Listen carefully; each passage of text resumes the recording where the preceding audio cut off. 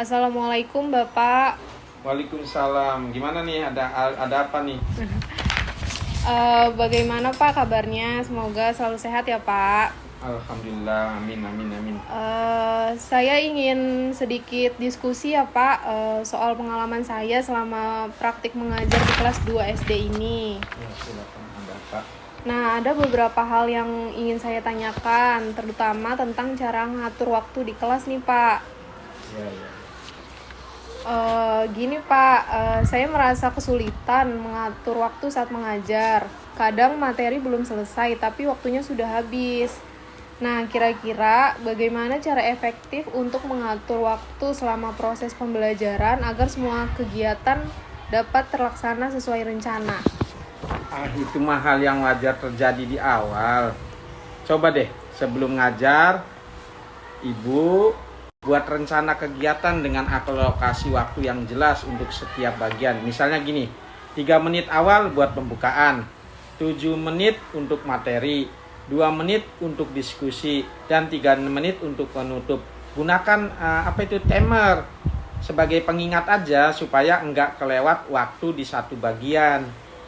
Iya sih Pak, tapi kadang saya terlalu fokus di satu bagian aja gitu. Jadi bagian lainnya kadang ada yang terlewat.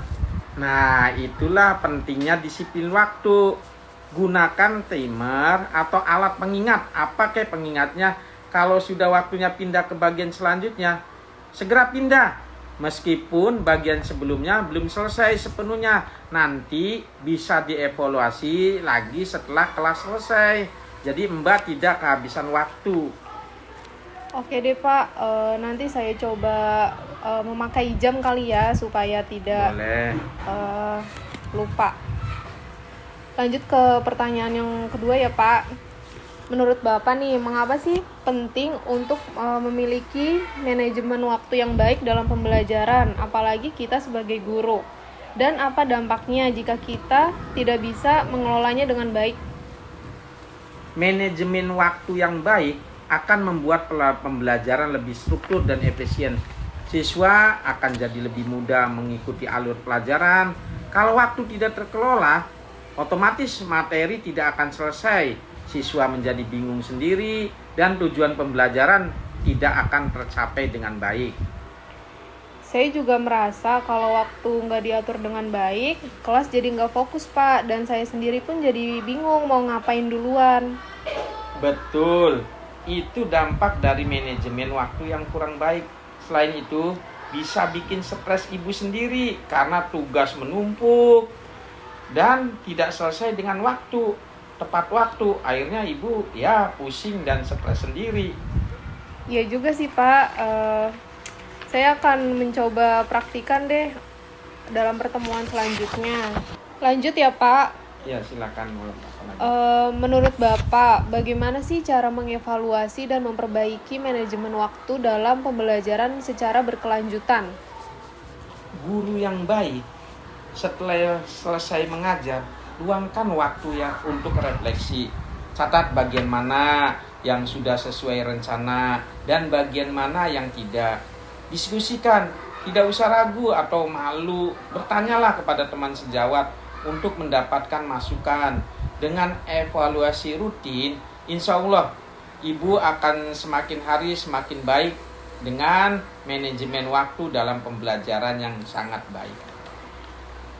Tapi Pak, saya sudah coba refleksi setelah mengajar, tapi kadang bingung nih mulai dari mana. Kira-kira ada saran nggak Pak? Yang namanya awal wajar, yang namanya bingung itu. Coba mulai dengan menulis jurnal refleksi.